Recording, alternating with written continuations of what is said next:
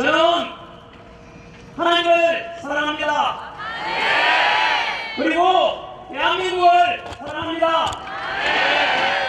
이렇게 기독교든 가톨릭이든 불교든 종교의 자유가 있고 교인의 자유가 있는 자유 대한민국이 좋고, 종교의 자유가 없고 중국과 전체주의 공산주의 북한 공산 정권은 싫습니다. 저는 오늘 처음으로 대통령 탄핵 반대 집회에 참석했습니다. 너무 늦게 나타나서 죄송하고, 대한민국을 다시 살려내고 굳건한 한미동맹 속에서 전쟁을 막고 평화로운 대한민국을 우리 2030 세대들에게 물려주기 위해서 어느 것이 옳은지, 무엇이 진실인지, 무엇이 공의로운지, 무엇을 해야만 하는지 그걸 먼저 깨닫고 진작부터 집회에 참석해서 목이 터져라, 탄핵을 반대한다, 탄핵을 반대한다 외쳤던 깨어있는 우리 모든 시민 여러분께 늦게 합류해서 죄송하다는 말씀과 함께 먼저 나와서 싸워주시기 위해서 대단히 감사하다는 말씀을 드립니다.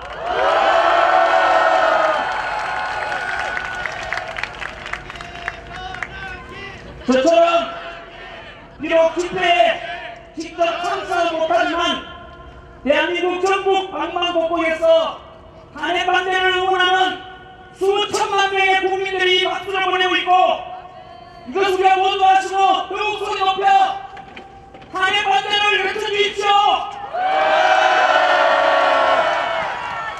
이 추운 겨울 차가운 아스팔트 위에서 대통령에 대한 탄핵과 망신주의식 무리한 체포와 구속에 맞서고, 공정하지 못한 재판에 맞서고, 왜곡 보도하는 거대한 언론 권력에 맞서서 침몰하면은 우리 대한민국을 살려내고자 탄핵 반대를 외치고 용감하게 싸워주신 여러분들 덕분에 국민들도 진실을 알게 되었고, 비상계엄 직후에 10%밖에 되지 않던 대통령 지지율이 현재 마의 벽이었던 40%를 넘었고, 오늘이 지나면 50%를 넘게 될 것이고,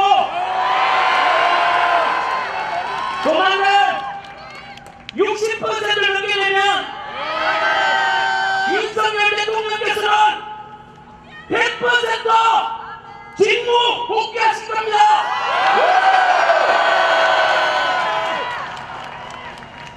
헌법재판소 이비선 재판관께서 말씀하셨습니다.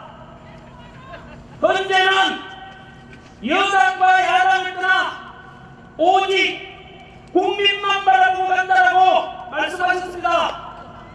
이 말이 무슨 뜻인지 아십니까? 대통령의 지지율이 올라가고 직무 복귀를 바라는 국민이 많아진다면 기꺼이 탄핵 기각 심판을 하겠다는 것 아니겠습니까?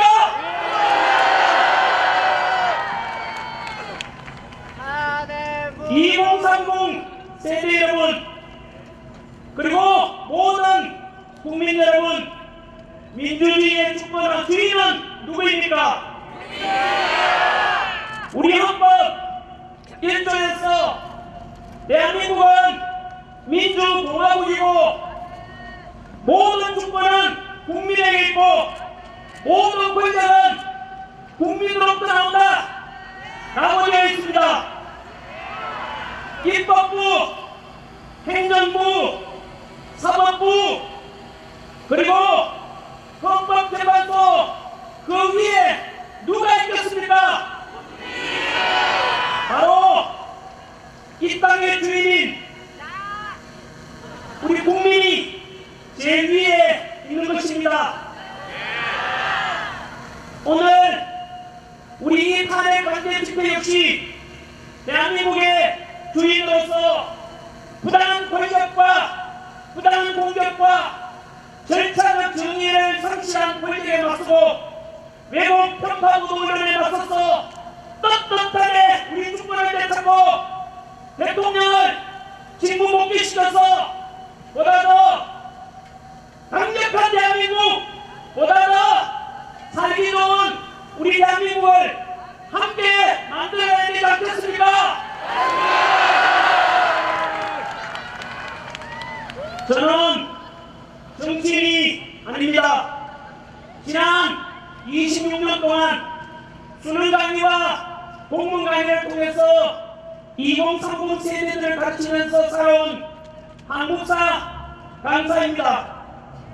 한국사 강의를 하면서 대한민국을 사랑하고 대한민국 국민으로서 늘 자부심을 가지고 살아가라 라고 가르쳤습니다. 우리는 아픈 역사를 가지고 있습니다. 35년간의 일제 식민지를 겪었고 연이어 동족상잔의 비극 6.25 전쟁으로 무려 300만 명 이상 희생되는 전쟁을 치렀습니다. 이렇게 식민지와 전쟁으로 전 세계에서 가장 가난했던 나라가 석유한방 한난하지 않고 지하자원 하나하지 않는 이 나라에서 놀랍게도 현재 세계 198개국 중에서 경제력 12위, 군사력 5위, 제조 강국 5위, 국력은 우리를 오랫동안 식민지를 했던 일본을 넘었습니다. 그리고 지난해 수출액은 6,800억 달러로 사상 최고치를 경신하였고 이 어려운 세계 경제 상황 속에서 무려 국제 무역 수지 500억 달러 흑자를 기록했습니다. 이런 위대한 대한민국 자랑스럽지 않습니까? 자랑스럽습니다. 우리 국민 대단하지 않습니까? 대단합니다. 이렇게 세계 최빈국에서 국력 6위에 오를 수 있던 것은 바로 당신께서는 못 먹고 못 입고 못 누리고 오직 국가와 가정과 자식 세대를 먹고 살게 하려고 불철주야 희생하고 헌신하신 우리 부모 세대의 땀과 노력 덕분 아니겠습니까? 이제 늙어서 주름은 깊어지고 기력은 약해졌지만 우리는 우리를 위해서 헌신하신 우리 부모 세대, 할아버지 할머니 세대 감사함을 줘서는 안 될 것입니다.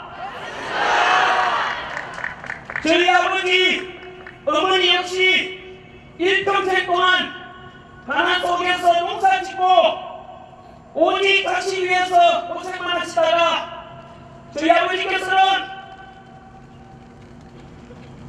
포항 한번 하지 못해보시고 이미 하늘나라에 가시고 시골에는 저희 어머니 홀로 계십니다.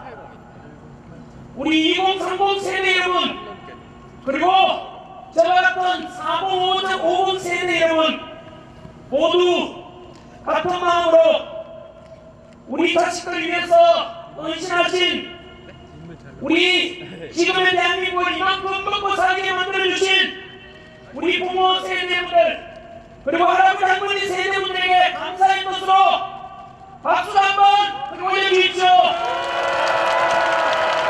감사합니다. 그리고 아버지 어머니께서 살아계신다면 목숨을 다해 도와주십시오. 그리고 지금까지 한 손에는 태극기 들고 한 손에는 성조기 들고 오직 대한민국과 든든한 한미 동맹을 위해서 애써주셨던 우리 어르신분들께 사실은 저도 좀 빗나가게 봐왔던 것에 대해서 사과드리고 용서를 구합니다.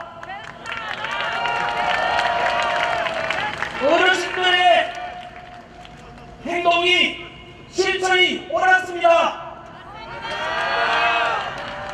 우리 실천해 주시고 오직 애국의 마음으로 직접 현장에 나와주시고 목소리 내주신 어르신들 덕분에 지금 우리가 있으니 이제 오늘도 지금은 다행히도 흘러보시면은 이제는 2030 세대분들이 더 많습니다.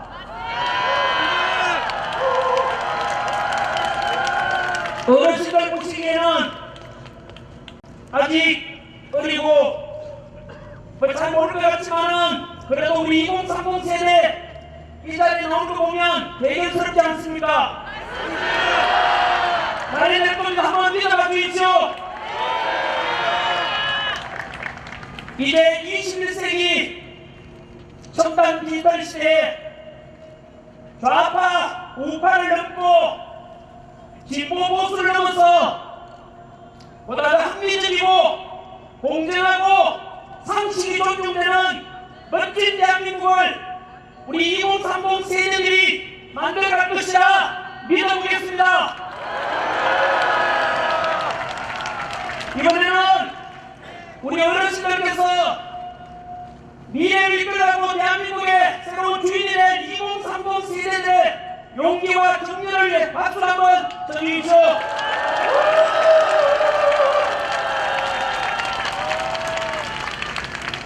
바로 이겁니다.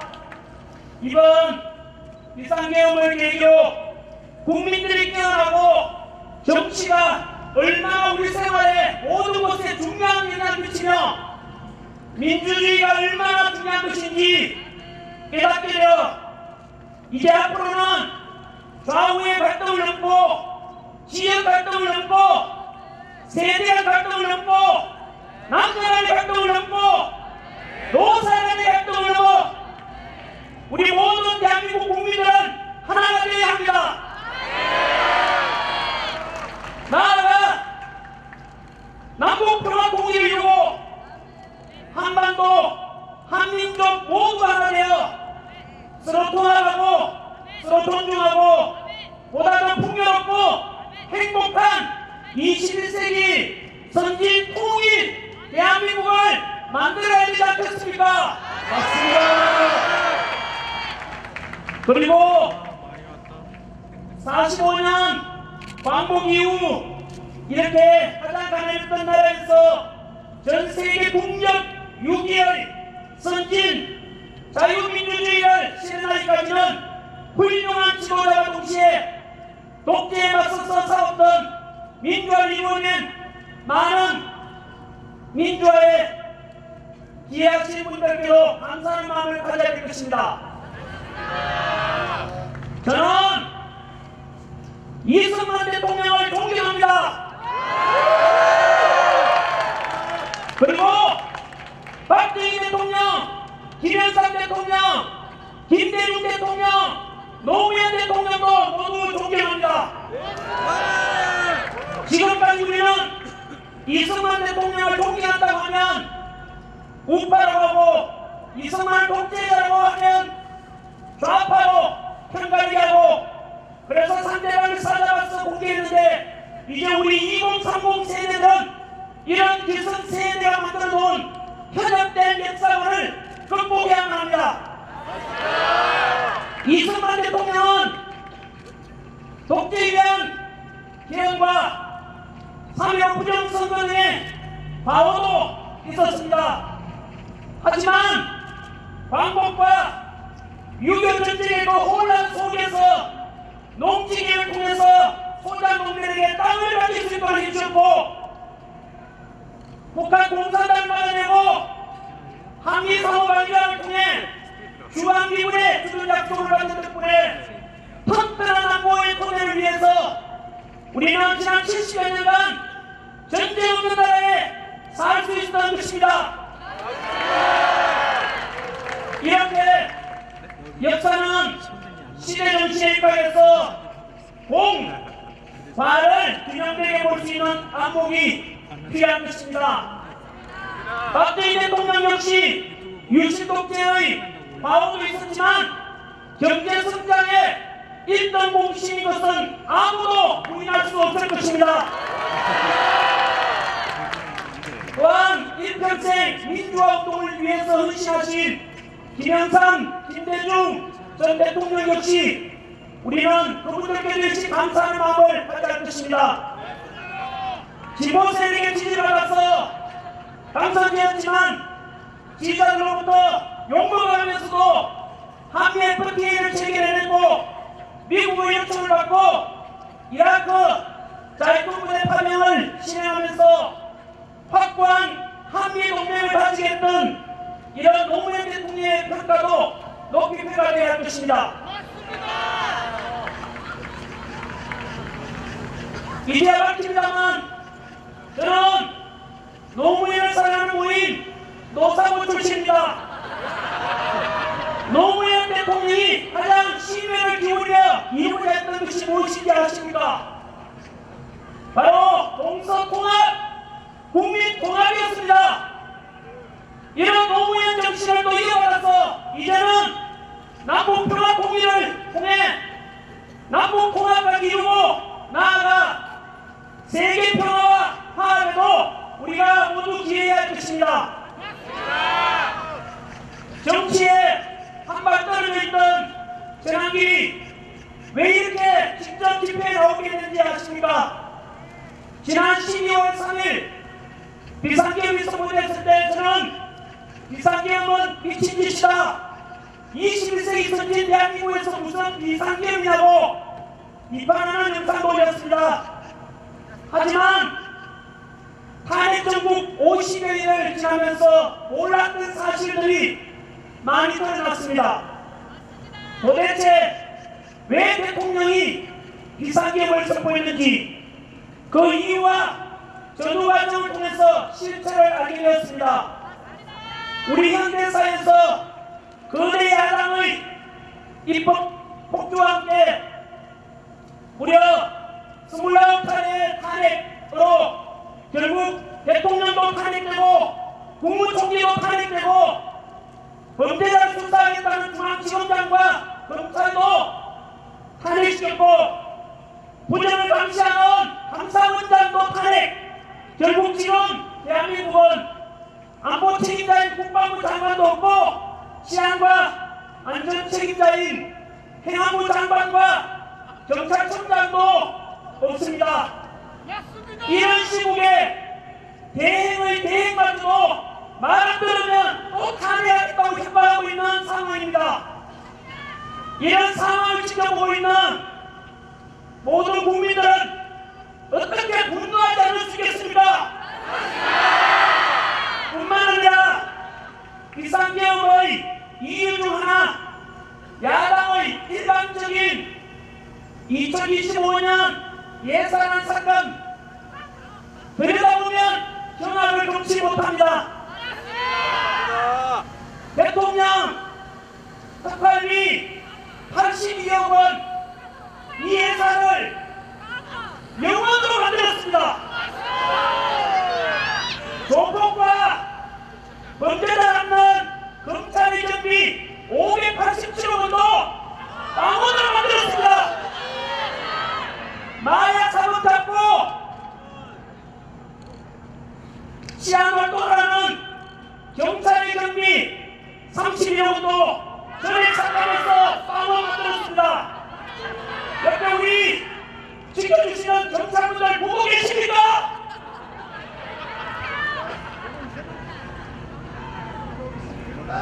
청년 일자리 지원과 육성 예산 15억을 마저도 삭감하고 더 충격적인 것은 요즘 병장 급여 인상으로 상대적으로 직업군인 사기가 너무 바닥인데 그래서 편성한 초급반부에 저우개선 예산 142억 원도 삭감했습니다.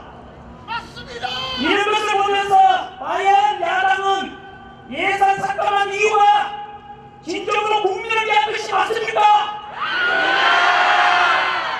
아니 이렇게 대통령 경비 82억 원 전액을 삭감해서 망원으로 만들고 있다는 것은 가정으로 치면 돈 하나도 안 주고 집안 살림 살아라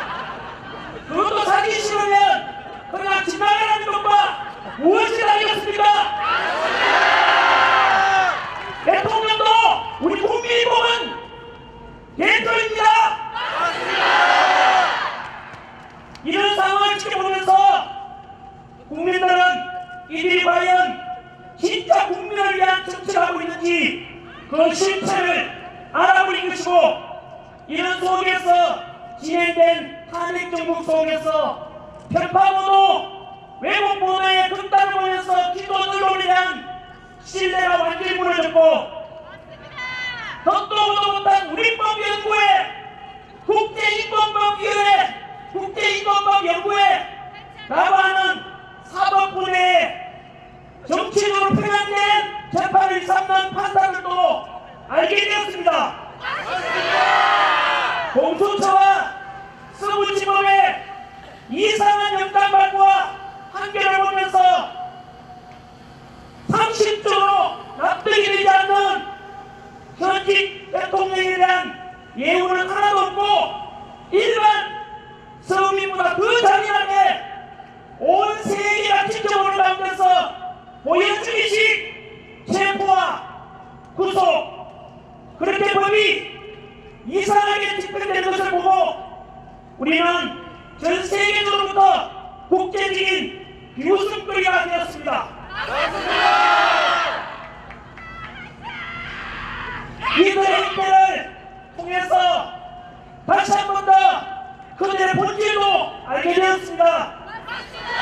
그들은 공정한 법 집행보다는 오직 자신들의 이익을 위한다는 것을 알게 되었고, 그 와중에 다들 아시다시피 용산 대통령 관저 체포가 진행될 때 관저 밖에는 양쪽 시민들이 극단적으로 대치하고 있었고, 관저 입구에는 공수처 지시를 받은 경찰과 경호처 함께 무력 충돌 직전까지 대치하는데, 절대로 우리 국민을 해치할 수는 없다. 경찰도 경호처도 모두 우리 소중한 우리 국민인데 차라리 내가 잡혀야 하겠다. 이렇게 윤석열 대통령께서는 본인 스스로 희생을 선택했습니다.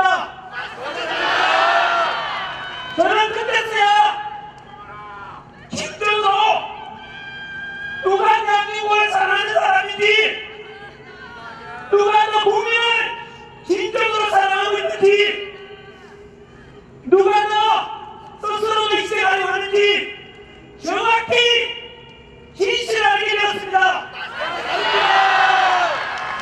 대통령께서 우리를 사랑한다면 우리 역시 사랑으로, 대통령에 대한 사랑으로 보답해야 되지 않겠습니까?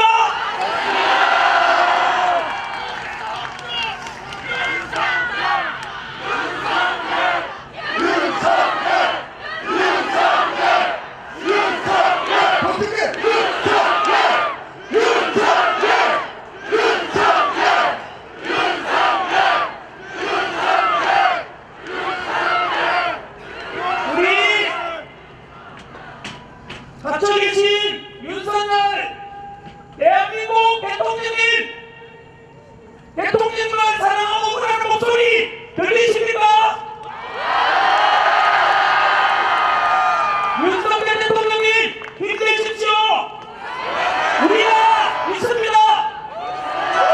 대한민국 모든 국민들이 윤석열 대통령을 기다리고 있습니다. 응원합니다.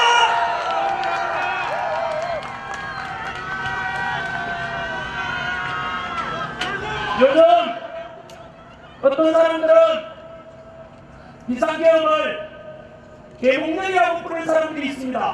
맞습니다. 비상계엄과 대통령 탄핵 후 야당에서는 내란이라고 하고, 대통령께서는 그에 맞서 입법 독주와 행정부를 마비시키고 29일 탄핵과 일방적인 예산 삭감, 이러한 국회의 폐악질을 국민에게 호소하고자 선포한 합법적인 기업이라고 맞서고 있습니다. 그런데 저는 법적으로는 전문가가 아니어서 자세히는 모르겠지만 상식선에서 한번 생각해보면 역사적으로 왕이 통치하는 시대에도 그렇고 현대사에 와서 대통령이 통치하는 시대에서 대통령이 내란을 일으켰다. 그런 역사는 사례가 없습니다.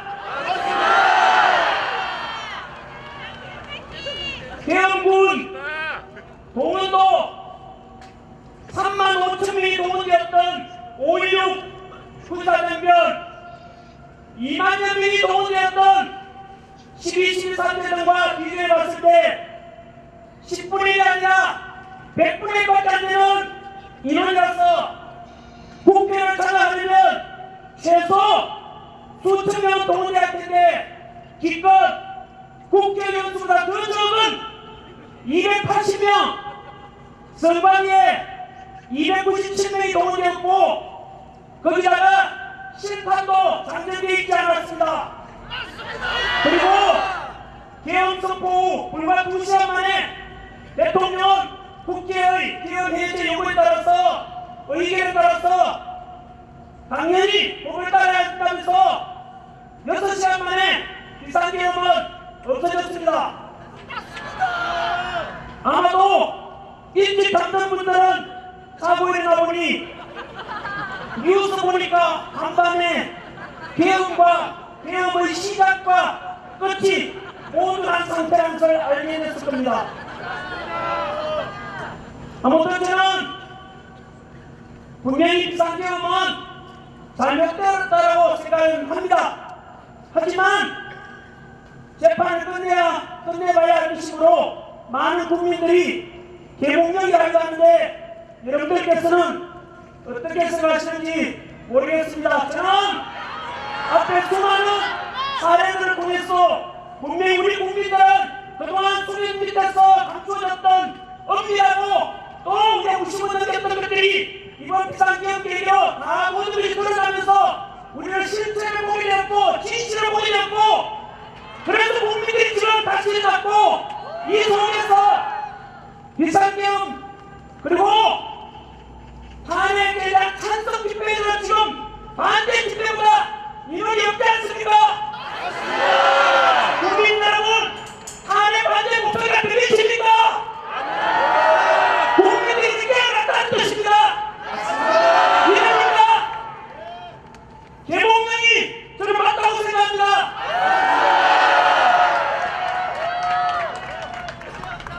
어느덧 이제는 헌법재판소의 시간이 다가왔습니다. 헌법재판소에 대해서 대한민국의 현재 가장 중대한 대통령 심판하는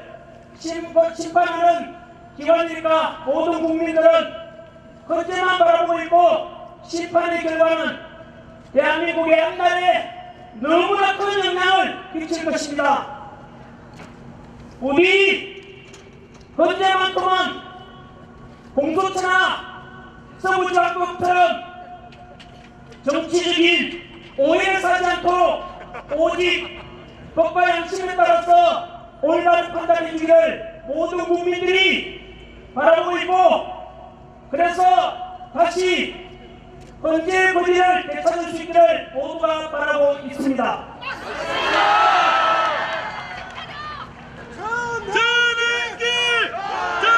그런데 안타깝게도 이미 여러 불공정성 논란이 일어나고 있습니다. 먼저 국회 탄핵소추단이 헌법재판소에 대통령 탄핵심판 소추 사유에서 형법상 내란죄에 해당되는 부분을 제외한 것을 두고서 논란이 본격화되었습니다. 국회에서 대통령 탄핵하겠시킬 때 가장 큰 내란 혐의로 국회에서 통과시켰는데 지금 와서 내란죄를 뺀다면 당연히 헌재에서는 대통령 탄핵소추안은 기각심판하고 국회로 돌려보내서 탄핵소추를 다시 하라고 하는 것이 사실 아니겠습니까? 짜장면을 시켰는데 짜장면은 안 나오고 단무지만 나왔습니다. 그런데도 그 단무지가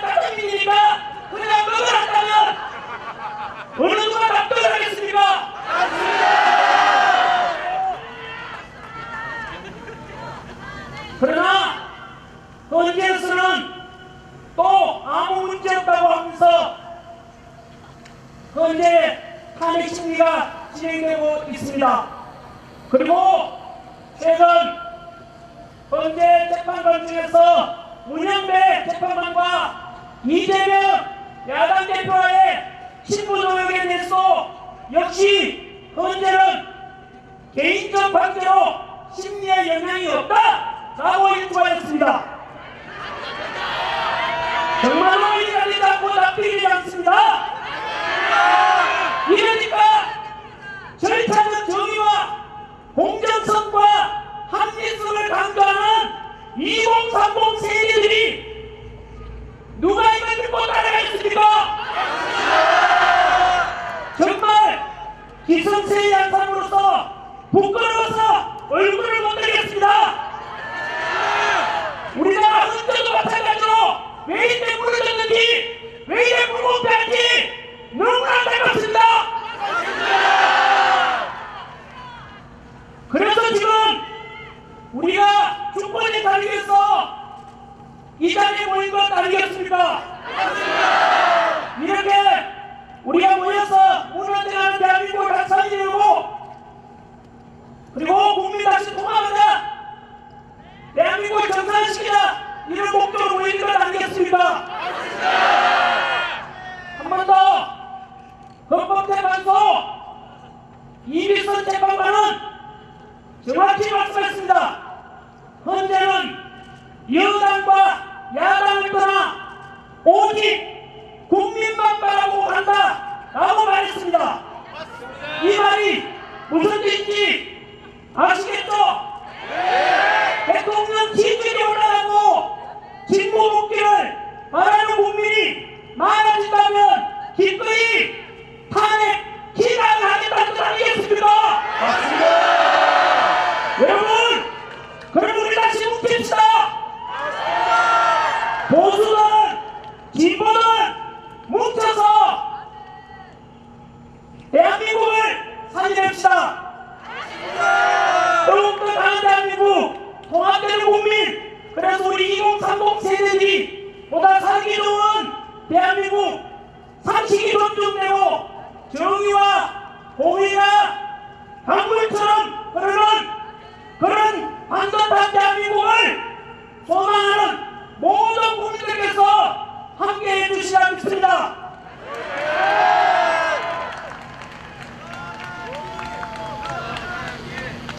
한 번 더 강조드립니다. 비상계엄 직후에 10%까지 떨어졌던 대통령 지지율이 현재 마에 불과했던 100%를 넘었다고요. 40%를 넘었고 오늘이 시간이 지나면 50%를 넘게 될 것입니다. 그리고 60%가 넘어가면 100% 탄핵 기각이 될 것입니다. 그리고 우리 윤석열 대통령께서는 다시 직무 복귀하실 것입니다.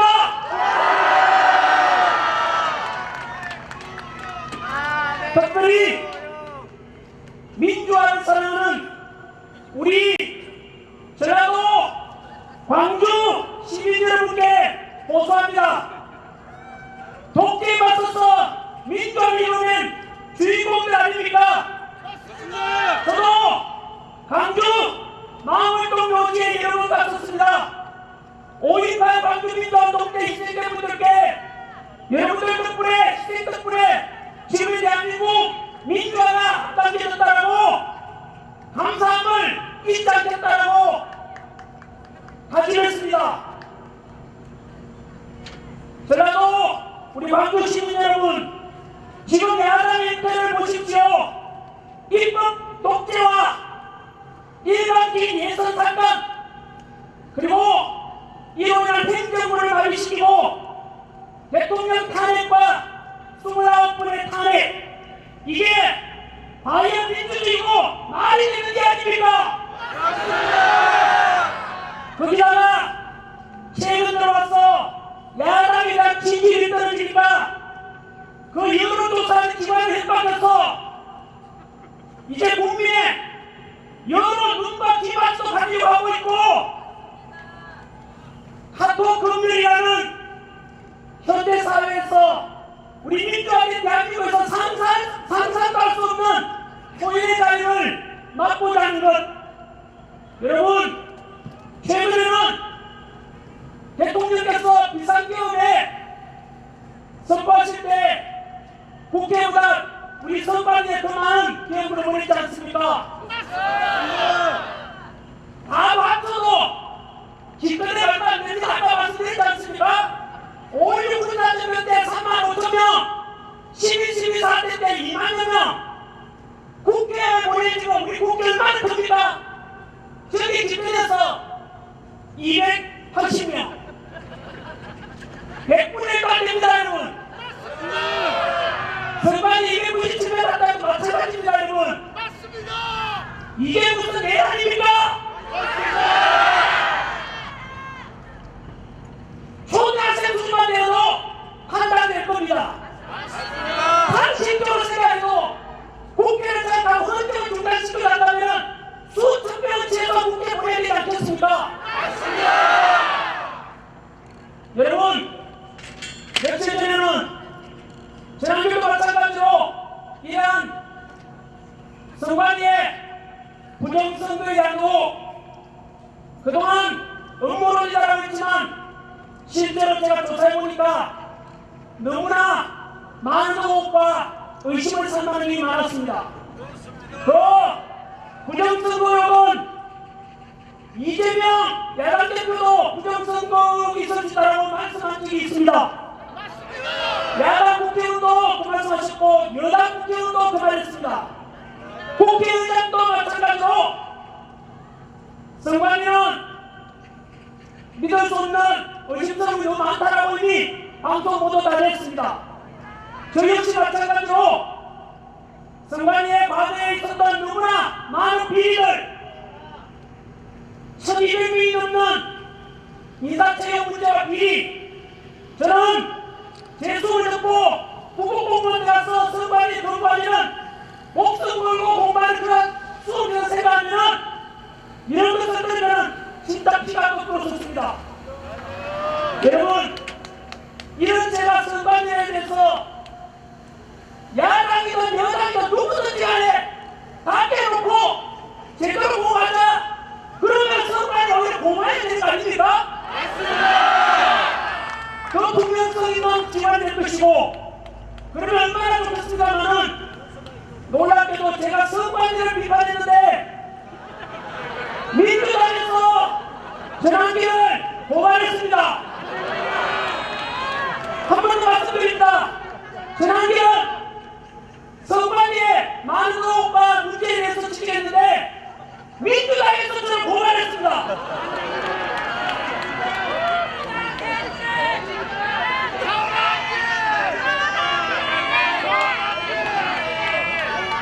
이게 과연 대한민국에서 선진화된 대한민국에서 과연 민주당이라 이런 말은 그 당에서 이런 짓을 할 수가 있습니까?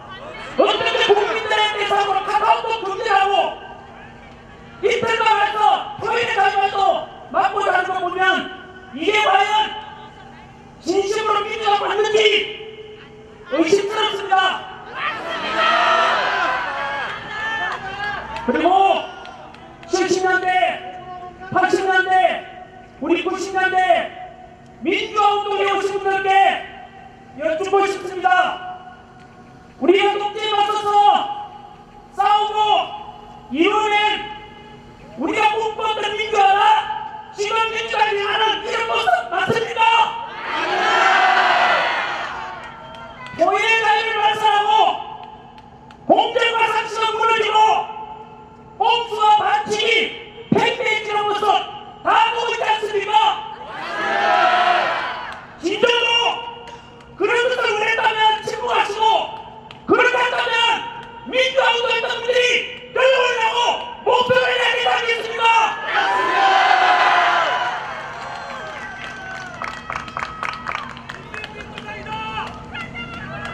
우리 전 대통령 김대중 대통령께서 그 말씀하셨지 않습니까? 행동하지 않는 양심은 악의 편이다. 맞습니다. 이제 전국 교회에서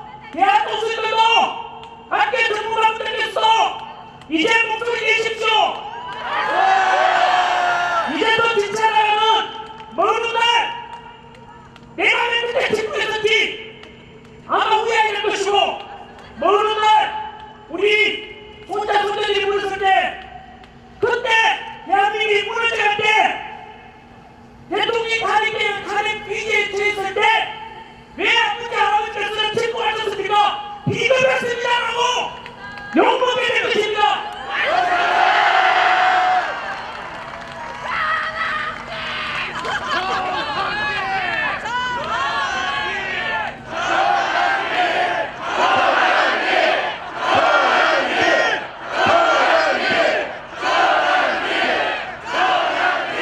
끝으로 이번 대통령 탄핵으로 가장 가까운 우방국 미국의 트럼프 대통령 취임식에도 참석하지 못한 우리 대통령님을 대신해서 우리 국민의 뜻과 목소리를 트럼프 대통령께 전달하고자 합니다. 아마도 사막으로 아마 영상 올라온다면 트럼프 대통령과 미국 국민들도 보게 될 것입니다. 트럼프 대통령님 제47대 대통령 취임을 축하드립니다. 우리 대한민국 윤석열 대통령과 모든 국민들은 미국을 사랑합니다. 그리고 우리 평화를 지켜주고 계시는 주한미군을 사랑합니다. 그리고 트럼프 대통령을 지지합니다. 우리 대한민국과 미국은 지난 70여 년간 군사적 동맹과 경제적 협력을 통해서 상호 우호와 협력 속에서 가장 가까운 우방으로 튼튼한 신뢰관계를 유지해 왔습니다. 우리 대한민국이 북한 공산당의 침략을 받았을 때 유일군 이름으로 메가드 장군을 비롯한 미군이 와서 우리 대한민국이 공산화될 것을 막아주었습니다. 그 전쟁 속에서 사망자 36,574명, 부상자 103,284명, 포로와 실종자 7,926명, 합계 희생된 미군 희생자 147,784명의 미군이 북한 공산당과 싸우다가 희생된 것을 우리는 절대 잊지 않고 기억하고 있으며 이분들의 희생과 주한미군이 지켜준 덕분에 지난 70여 년간 우리 대한민국은 공산당과 맞서서 이길 수 있었고 지금까지 평화를 유지하고 있습니다. 트럼프 대통령이 아시다시피 안타깝게도 우리 대한민국의 대통령께서는 현재 야당의 일반적인 공격을 받고 현재 탄핵 소추 심판과 내란으로 수사를 받고 있습니다. 그래서 취임식 날 우리 트럼프 대통령과 우리 대통령께서 가장 가까운 옆자리에 앉아서 취임식 축하를 해드렸어야 하는데 그렇게 하지 못했습니다. 아마도 트럼프 대통령께서 같은 마음이었을 것이라 생각합니다. 트럼프 대통령님, 우리 대한민국 국민들은 현명하며 성숙된 민주화 의식을 가지고 있기 때문에 지금의 탄핵 정국도 무사히 잘 극복해낼 것입니다. 그러나 조금만 기다려 주십시오. 갇힌 윤석열 대통령의 지지율이 현재 50%를 넘어가고 조만간 탄핵이 기각되면 대통령 직무 복귀를 하게 될 것입니다. 복귀하게 되면 최대한 빠른 시일 내에 두 정상이 만나서 남북관계의 평화와 나아가 동북아시아 더 나아가 세계의 평화를 위해서 함께 협력하는 자리를 만들어 주십시오.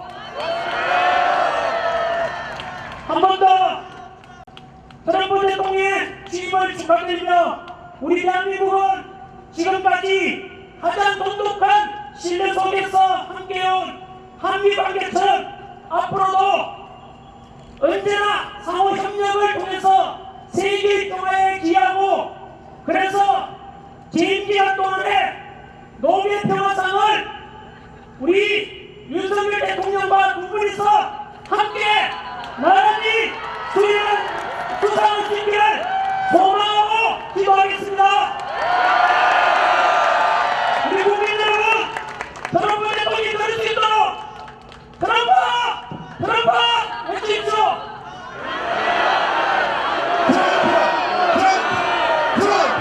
파이트! 파이트! 파이트! 함께 외치겠습니다.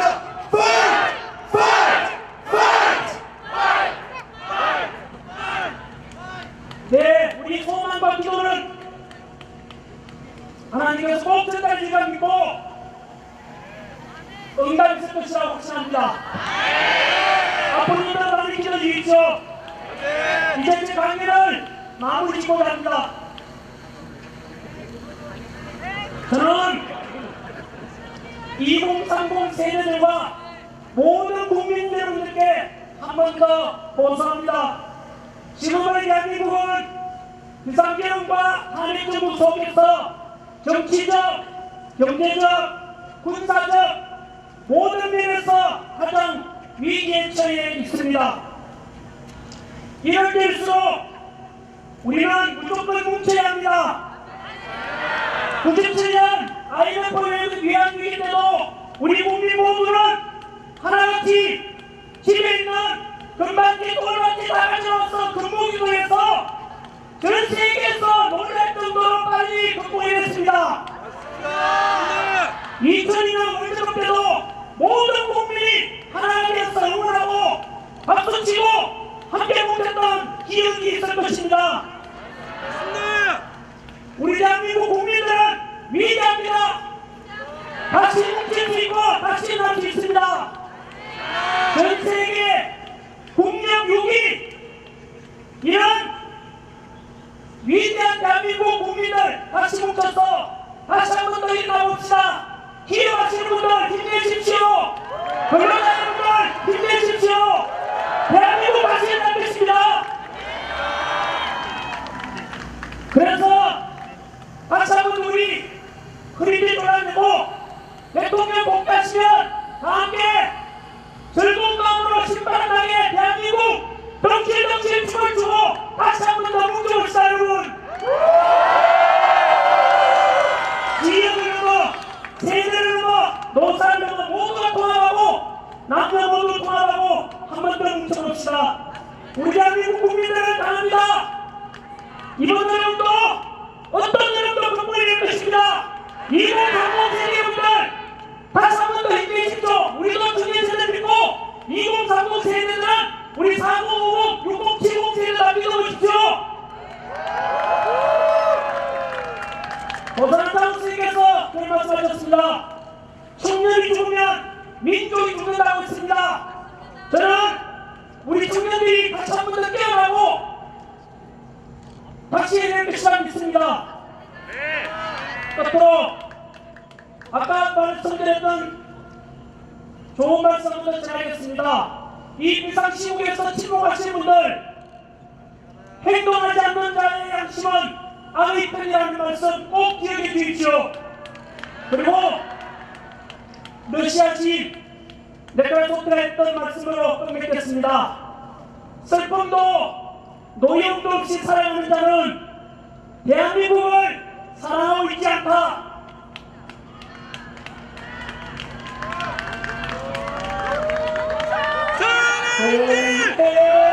물과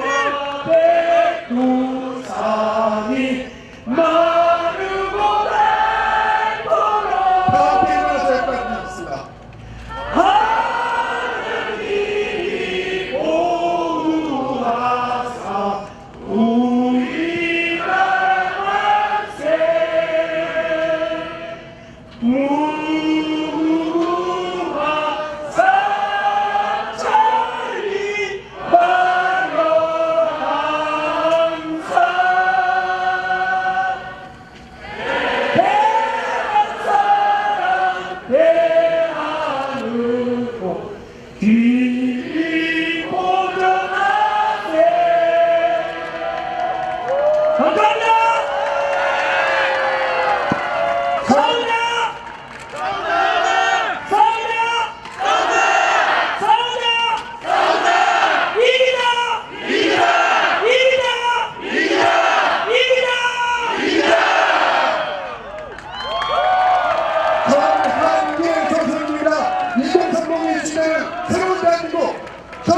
한